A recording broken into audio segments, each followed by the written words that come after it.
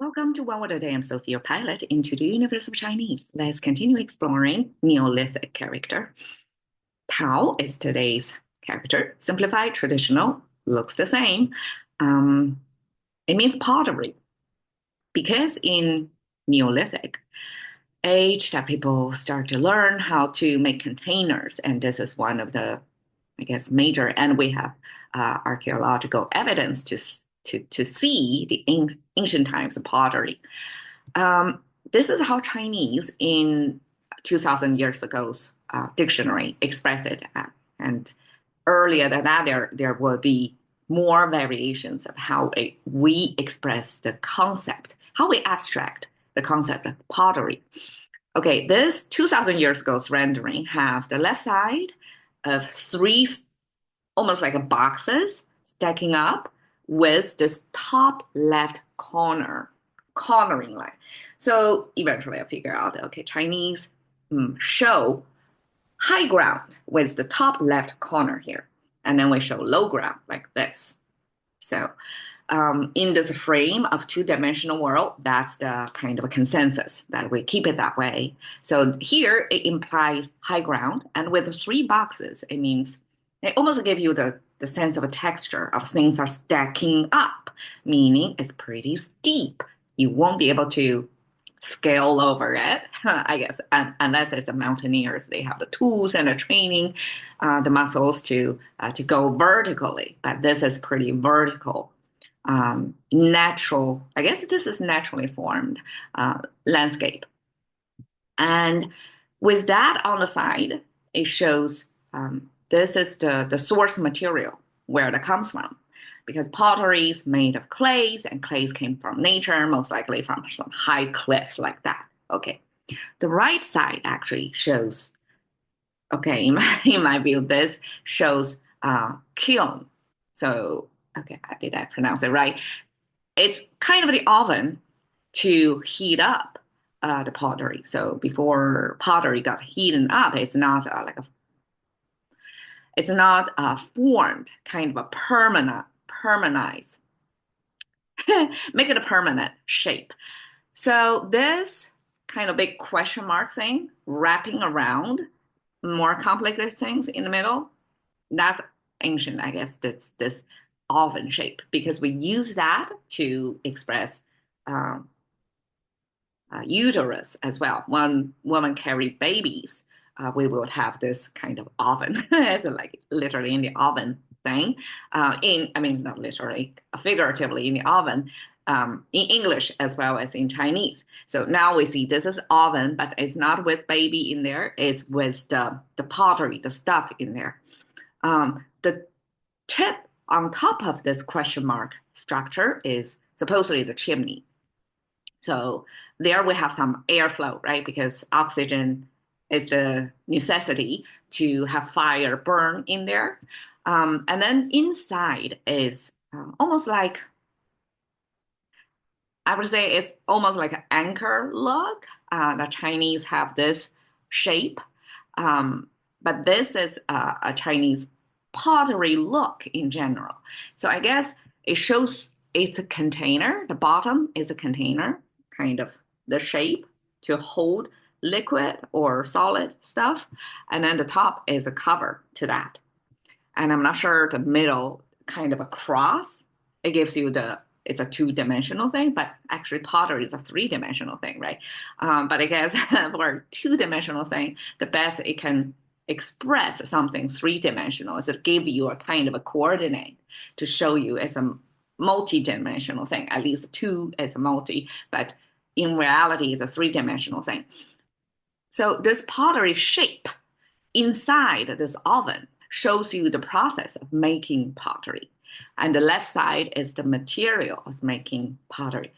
Um, so as a language, to abstract something that's man-made, or this evidence of civilization that can that's the long-term record keeping that can travel through time, that centuries later or millions of, not millions, thousands of years later, we can still dig out something as evidence to show the civilization back then that this character was um, like many concrete things that man made, Chinese will show you the material plus the process as simple as possible. So this is almost like one steel frame work to capture kind of a production menu of something. And that's man-made thing. This pottery in this case shows you the material and the process as simple as possible. Made of clay, need to heat it up in that shape. Okay. 陶瓷玉器 is commonly put together because that shows the different varieties of materials. That's vessels, that's containers. And we have Tao pottery, Zi china or porcelain, Yu jade. Obviously, these comes with different price tags and different techniques and different famous um, kiln or production site for them. But these are the, I guess, three major categories, and all of them can be made into a type of vessel to serve different purposes. And for tall pottery, because it's the cheapest, the material is the most readily available, and probably require the lowest heating temperature, so it's most prevalent and it's for everyday use as our food container. 陶冶情操. Okay, before I prepared this episode, never thought about 陶冶. Like why 陶冶? When we 陶冶情操 is something I grew up in. That in school, teachers, especially principals, like to throw this expression out to show you that you need to cultivate yourself. And this is the first time I unpack each individual character, why these four pottery fired emotional disciplines, why these four put together to mean to cultivate yourself as a person. Okay, pottery fired. We know pottery need to be fired to gain a permanent form.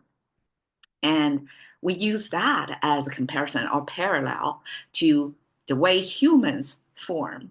We need to be put into heated condition to form our characters. So it's almost like a courage and a fire, equivalent of Chinese understanding of we as like a newbie to the world, we are not formed yet. We're kind of a piece of clay, and then it comes into a certain shape, but we have to endure fire to be able to really form our character, to show what kind of decisions we're going to make, some hard decision times. Okay. And then that's paired and or compared with emotional disciplines. It's an interesting idea. Like way back when, whoever created this already make this comparison of pottery formation with a human emotional discipline.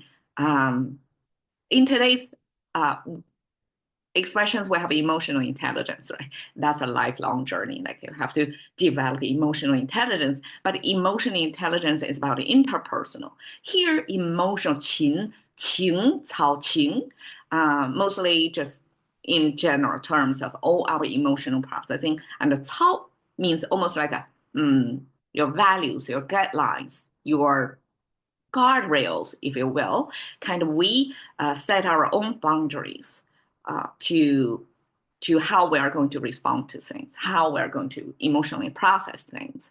So this is even more broader term than emotional intelligence, which is interpersonal, right? This is sometimes you have to know how to talk to yourself too, right? So it's not just interpersonal, it's almost intrapersonal as well. So 情操 cover every aspect of your emotional processing.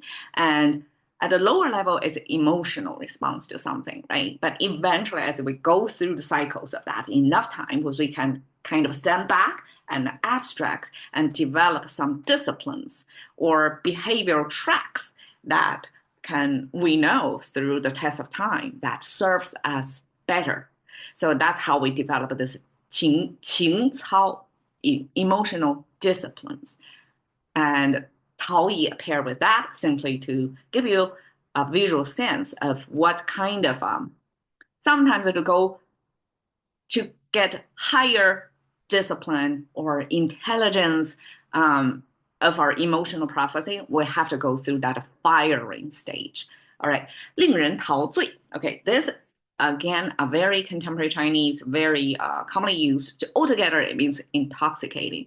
Something intoxicating. Okay, we have a 醉, that means drunk. Okay, intoxicating is the English way to say something feels so good, you get so involved or absorbed in it, it feel like you're drunk, right? You ignore everything else and you're just in it. But in Chinese have made somebody. So this simply is a Chinese way to make it like a passive term, like you are the receiving end of something, right? That make you 陶醉, as if it's drunk. And here I translate as immersive because I have to imagine why intoxicating is made of this pottery image as well as drinking. Drinking is like straightforward connection to English. Like that's the same cultural comparison to intoxicating. Then what is this pottery doing there? So pottery have two aspects to the pottery making process. One is pottery making is kind of transformation. Even if the shape is the same, the pottery, the pot itself, before it goes through fire and after they stay the same shape. However, after the fire, the pottery firms up, stay that shape. It doesn't change anymore. So there is a transformation in there. So pottery making process have this transformative energy in there, right? It's high temperature fire. Well, actually, among all the like a pottery, china, or jade, that doesn't involve a fire, but pottery, china making, porcelain, and there are some other like even higher temperature firing. Pottery is on the lower temperature end, but in nonetheless, it shows it has fire induced transformation in there. The second is immersive. The whole pot need to be in that high temperature environment in full. It has to be immersed in there. And that's a comparison to, I guess, the aesthetic, transformative, and immersive qualities of our aesthetic appreciation of something like art, music, or nature. In English, probably it's like in awe. We're in awe of something that we temporarily forget our own existence and just fully immersed in there. And a part of us, in bigger or smaller sense, get transformed. Basically, our neurons get rearranged or massaged, if you want to say it that way. And so that's why Chinese throw a pottery into this intoxication expression. And this is the first time I actually look at Chinese of, I guess, pottery. In today's world, we don't really get to know much. It's actually symbolized the ancient civilization. But in ancient times, I would imagine pottery is so much more of our everyday utensils, and it's so much more plays so much more a bigger role in civilization in our everyday life. And so pottery drunk probably speaks to many people a lot. Like many people know the pottery making process. So that makes immediate sense. That's how 陶醉 survived through time. This expression that we pair pottery with drinking to give you the sense of intoxication. All right, there we go. Pottery, 陶. Thank you for your time. See you another day.